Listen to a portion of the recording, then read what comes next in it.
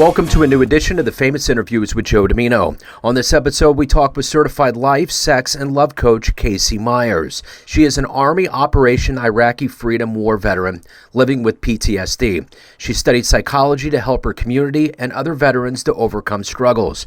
Over her life, she has faced all sorts of adversity, like abandonment issues, leaving Christianity and religion, divorce, and being single with 2 children, 6+ years of celibacy, multiple surgeries, and life-threatening illnesses. She is a survivor with great stories. Enjoy this interview. Kaci, thanks for taking a minute out today. I appreciate it. No problem. Thanks for having me. You bet. So before we get into your life and what you do exactly, I want to know, how did you survive COVID? How did you get through that time period? And how did it change you now that we're coming out of it? Well, I don't know if we're coming out of it, but surviving COVID was a little exhausting for me. I have 2 children, so they were out of school. We actually had my daughter's birthday party the last day that they were allowed to be in school. So that was pretty cool to experience. But afterwards, as a war veteran, I really got a lot of anxiety because I thought about chemical warfare and different things like that. So it made me kind of stay in the house a lot, only go store runs. But overall, it was just really me staying focused and keeping my family safe, as well as just focusing on building my business and transforming what I was doing to being more out in the public eye for view and consumption. Let's break down exactly what you do for a living. And I want to know, if you were in front of a bunch of grade school kids now for career day, 3rd graders, and one of them looked up at you and said, "What do you do for a living?" How would you answer them? I am a whole life coach, author, and ordained minister, but my primary focus currently is creating content for people to consume and grow.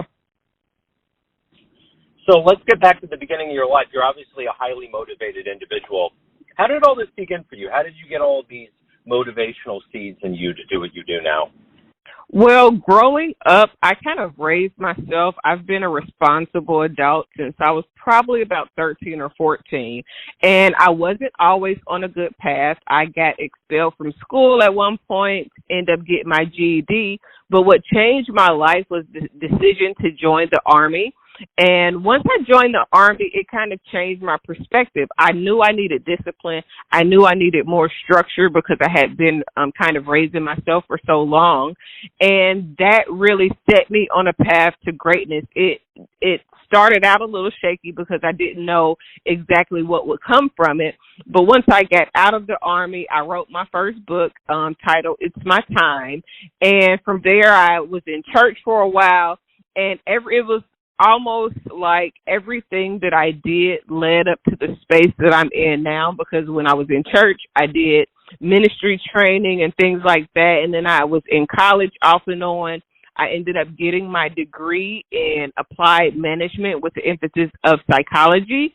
And it really kind of was a rolling ball that, kind of accumulated all of these accolades and accomplishments. You've been through so much. I mean, when I read through everything that you've been through, it's like, I can tell the military played a big role in your life, but, you've been through divorce, you've been single, you've had life-threatening, illnesses and surgeries and all these things. What kinds of things happened that were the most life-changing for you out of all of that? Aside from the military, having children was one of the most changing things, really, because it gave me a reason to focus and not be careless or irresponsible in times to where, although I had a lot of structure, I was a lot more advanced than people that had not gone into the military. Children helped me become more solid in what I wanted to go after, because they're my priority. So it's a lot of things that I won't do if it takes me away from my children, because I didn't have my parents around me a lot. It made me focus different. Aside from that, I think just enduring a lot of things on my own in the process of having surgeries and children. Nobody ever really came to my aid or to comfort me in those times. Even in divorce, a lot of things I was able to accomplish on my own. Like, I had to get through these things on my own. So it made me become very resilient.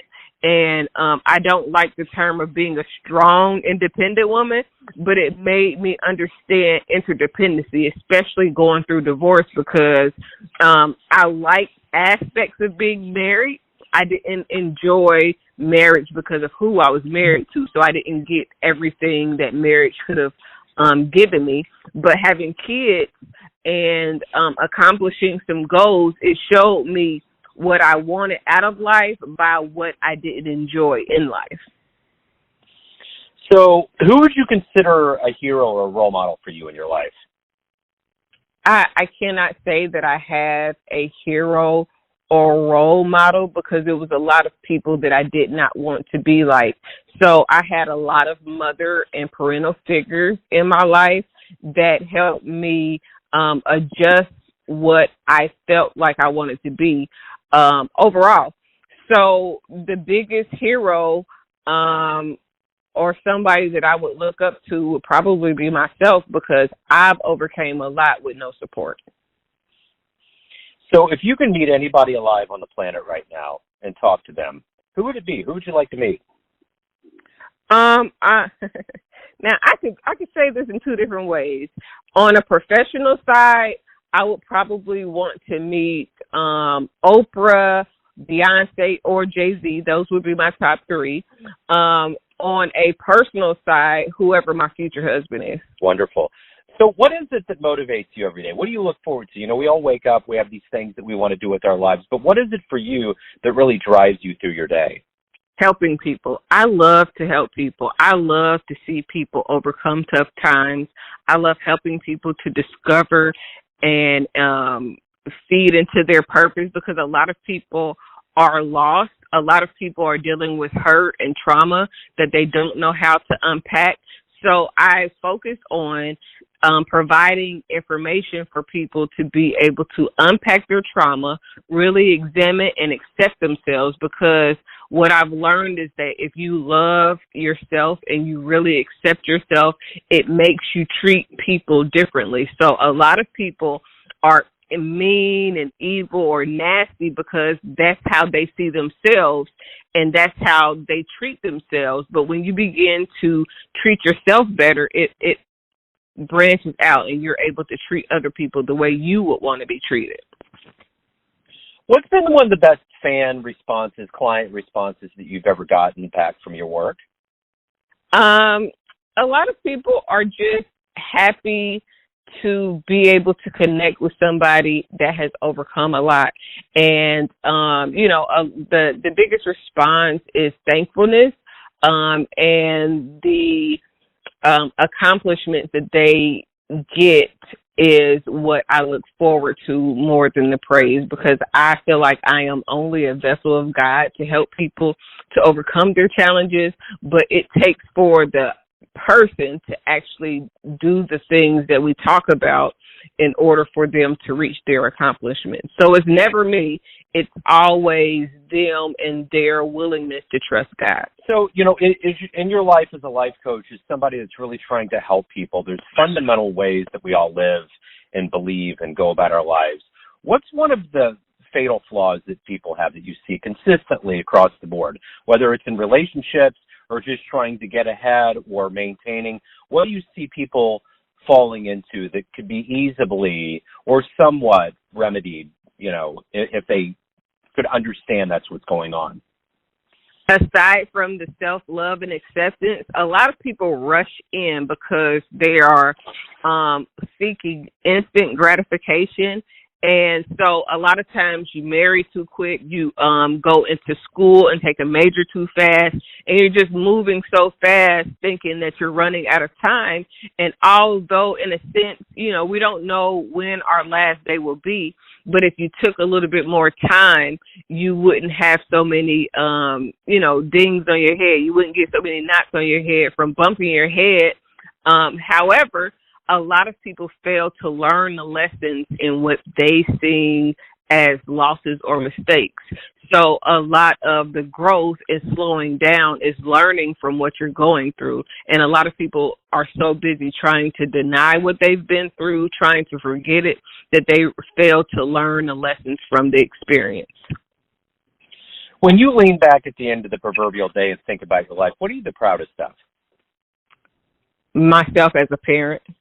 I love that I put my children first. There's no job that a person could offer me, no amount of money that I could be given to abandon or dismiss my children. So everyone has a perception or an idea of you, your family, your friends, your clients, your readers of your books, but ultimately you have a perception of you. Who do you think you are? I am a very loving, caring person with a very low tolerance as well. So I am the person that you go to for help, but I'm not going to allow you to complain a lot. And it makes me very compassionate, empathetic, and very intuitive. So if anybody wants to get your book, anybody wants to learn more about you, your services, what you do, where's the best place for people to go out there? You can definitely find me on Instagram and Twitter at Speaking Freedom. I am also on YouTube at Speaking Freedom TV, and you can go to speakingfreedom.org to purchase books. My books are available at Barnes & Nobles, on Amazon, and there will be classes coming soon. It just takes some time to create that content. Kaci, this has been wonderful. Thank you for opening up. Good luck with everything. Have a great holiday. Thank you. You too. Thanks for tuning in to another famous interview with Joe Dimino, where we cover the world of art, literature, business, spirituality, mental health, and music from around the globe. If you want to hear more interviews, visit the Famous Interviews with Joe Dimino channel on YouTube. Thanks again for listening, and until next time.